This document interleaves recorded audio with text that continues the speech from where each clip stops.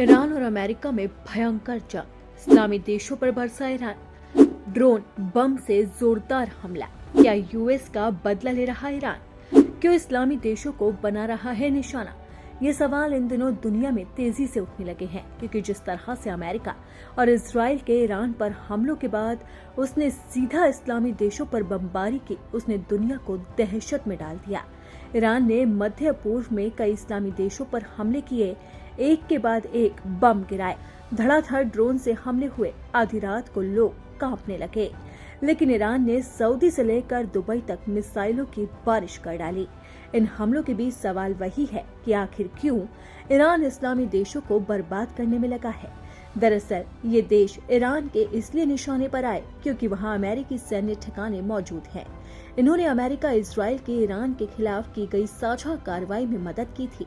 अपने सर्वोच्च नेता अयातुल्लाह अली खामेनी की मौत के बाद ईरान ने बैलिस्टिक मिसाइलों और ड्रोन का इस्तेमाल करते हुए खाड़ी क्षेत्र में अमेरिका के सहयोगियों और ठिकानों पर बड़े पैमाने पर हमले किए।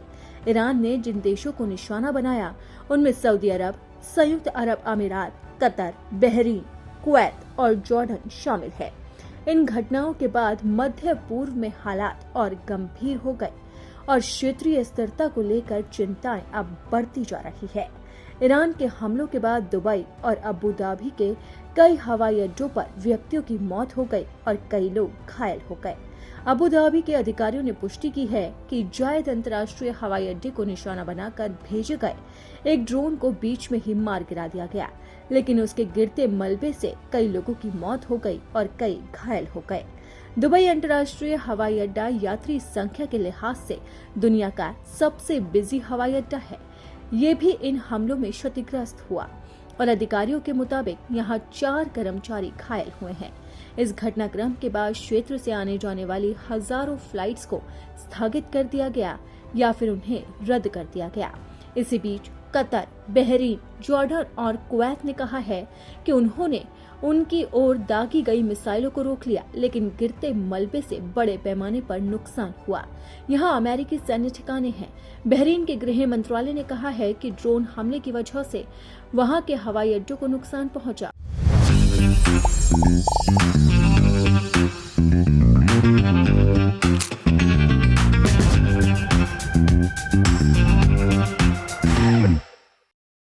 उधर ओमान की सरकार ने एक रिपोर्ट में कहा है कि दुक्कम के वाणिज्य बंदरगाह पर 2 ड्रोन गिरे, जिससे एक कर्मचारी घायल हो गया।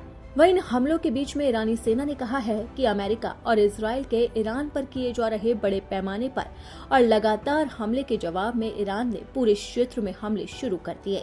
वहीं ईरान के विदेश मंत्री अब्बास अराक्ची ने कहा कि ईरान आत्मरक्षा के लिए सभी सैन्य तरीकों का इस्तेमाल करेगा। इतना ही नहीं, ईरान के इस्लामिक रिवोल्यूशनरी गार्ड कोर ने अपने बयान में कहा कि ईरान अमेरिका इजराइल के हमलों की जवाबी कार्रवाई में ट्रुथफुल प्रॉमिस 4 अभियान के तहत अमेरिकी ठिकानों और संपत्तियों को निशाना बना रहा है।